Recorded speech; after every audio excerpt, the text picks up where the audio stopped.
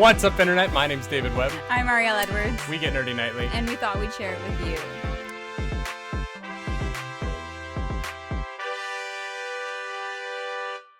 We are sharing a microphone today for the first time on the podcast because also for the first time in Nerdy Nightly 2.0, we have a guest. Yay! Sash is a star of stage and screen.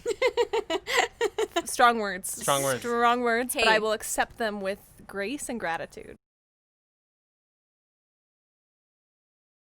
How did you feel then auditioning for a Star Trek production? Like, were you, we are very proud of our nerd identity. Yes. It's, our logo and everything. As you should be, yeah. Did you consider yourself a Star Trek nerd, a Trekkie, as we call ourselves? What was your experience with that before auditioning for the show?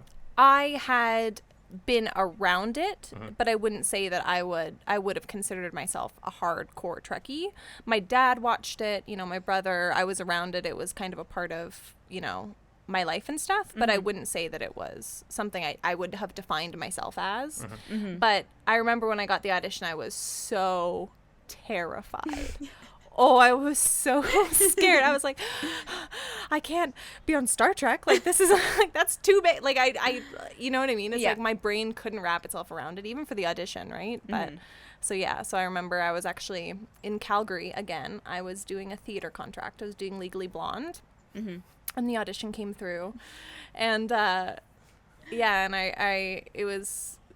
just did the audition as you do and sent it off. And I don't know, as an actor, you just kind of send things off and you hope for the best, right? Like It's out of your hands at that point. Well, like, yeah, you can't you do your interpretation of the role, and then you just give it to the universe, and you're like, hope you like it. yeah, like do what you will with it. You know what I mean? I've seen your tape for Star Trek. Yeah. And I recognize the skirt. Very cute. Yes, I'm wearing the same skirt I wore in my Star Trek audition. So what was that audition process like?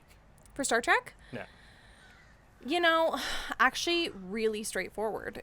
That was as simple as I sent in a tape and I heard back and I booked it. It was seriously in and out. It was No in-person audition? No, it was really, really quick. Well, I was also away on contract, right? So even if there had been an in-person audition, I would have had to tape it.